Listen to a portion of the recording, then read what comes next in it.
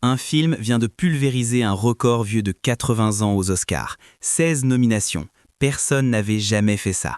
Ni Titanic, ni La La Land, ni aucun autre film de l'histoire du cinéma. Et pendant ce temps, James Cameron est à moins d'1 milliard de dollars de détrôner Steven Spielberg comme le réalisateur le plus rentable de tous les temps. Bienvenue en 2026, l'année où Hollywood est en train de se réécrire sous nos yeux. Alors commençons par ce qui fait trembler toute l'industrie en ce moment. Sinners de Ryan Coogler, 16 nominations aux Oscars. Je répète, 16 nominations. Pour vous donner une idée de ce que ça représente, Titanic en avait eu 14, All About Eve en avait eu 14, La La Land en avait eu 14. Ce record tenait depuis 1950 et il vient d'être atomisé. La 98e cérémonie des Academy Awards aura lieu le 15 mars au Dolby Theatre avec Conan O'Brien aux commandes. Et croyez-moi, tout le monde va regarder pour voir combien de statuettes Sinners va rafler. Et ce qui est fou, c'est que cette domination se confirme sur toute la saison des prix.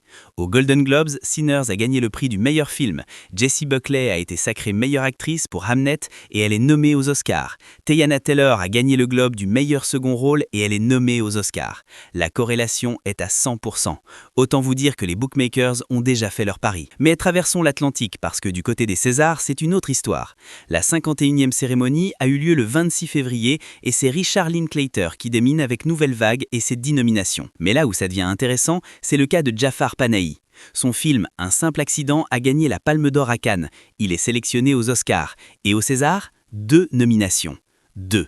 C'est un camouflet total, et ça en dit long sur une forme de protectionnisme culturel au sein de l'Académie française face à la domination internationale. Par contre, au Festival de l'Alpe d'Huez, on a assisté à un triomphe total. Bertrand Huskla et Martin Darondeau ont raflé 4 prix pour De la Comédie Française. Prix spécial du jury, prix du public, prix Canal+, et coup de cœur. Laure Calamy a été récompensée pour son interprétation et Laurent Lafitte a impressionné tout le monde dans un double rôle paranoïaque dans Alter Ego. Maintenant, parlons argent, parce que les chiffres du box-office sont absolument délirants. Zootopie 2 vient de franchir 1,5 milliard de dollars au niveau mondial. Ça en fait le plus gros succès Disney de tous les temps. Il dépasse La Reine des Neiges 2. Et Avatar de James Cameron a passé le milliard mondial en seulement 17 jours.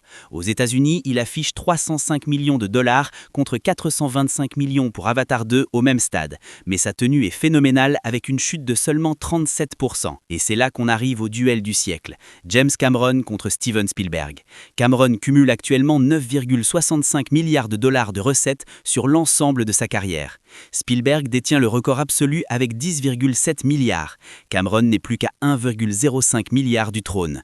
Avec le succès d'Avatar, le titre de cinéaste le plus rentable de l'histoire du cinéma est littéralement à portée d'un seul film supplémentaire. On assiste peut-être au basculement d'une époque. Passons au film que vous devez absolument voir en ce moment. D'abord, Gourou de Yann Gosselin avec Pierre Ninet. Et là, il y a un détail fascinant. C'est la 3e fois que Pierre Ninet incarne un personnage qui s'appelle Mathieu Vasseur dans un film de Gosselin. Après Boîte Noire et Un homme idéal, cette trilogie de l'imposture continue avec l'histoire d'un coach en développement personnel qui dérape. C'est du méta-récit et les fans d'Easter eggs vont adorer. Ensuite, il y a Nuremberg de James Vanderbilt, avec Russell Crowe dans le rôle de Göring face à Rami Malek. Et là, je dois vous raconter un truc de dingue. Le réalisateur a caché les vraies images des camps de concentration aux acteurs jusqu'au moment du tournage pour capturer leur réaction de choc authentique. Les larmes que vous verrez à l'écran sont 100% réelles. C'est brutal, mais c'est du grand cinéma. Et puis, il y a La femme de David Rue avec Mélanie Thierry, un thriller domestique suffocant où elle incarne une femme qui s'efface complètement au sein d'une famille bourgeoise catholique.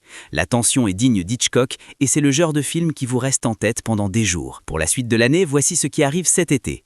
L'Odyssée de Christopher Nolan, filmé intégralement en IMAX, Spider-Man Brand New Day avec Mark Ruffalo en Hulk et John Bernthal en Punisher, Toy Story 5 qui va opposer les jouets classiques aux tablettes tactiles, Avengers Doomsday avec le retour de Robert Downey Jr. mais cette fois en Doctor Doom et Supergirl avec Millie Alcock. L'été 2026 s'annonce absolument monstrueux. Maintenant, il faut qu'on parle de ce qui se passe en coulisses parce que 2026 marque un tournant historique dans l'industrie. Le mouvement MeToo est passé de la libération de la parole à une phase de sanctions judiciaires et de réformes structurelles.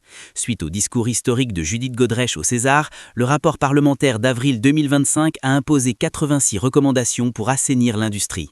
Le CNC a durci le ton. Depuis l'été 2024, l'attribution des aides publiques est conditionnelle à la présence d'un responsable enfant et de coordinateurs d'intimité sur tous les tournages. Sur le front judiciaire, les procès s'enchaînent. Christophe Ruggia est en appel en janvier 2026 avec 5 ans de prison dont 3 fermes requis pour les agressions sur Adèle Haenel. Gérard Depardieu a été condamné en mai 2025 à 18 mois avec sursis pour les agressions sur le tournage des Volets Verts.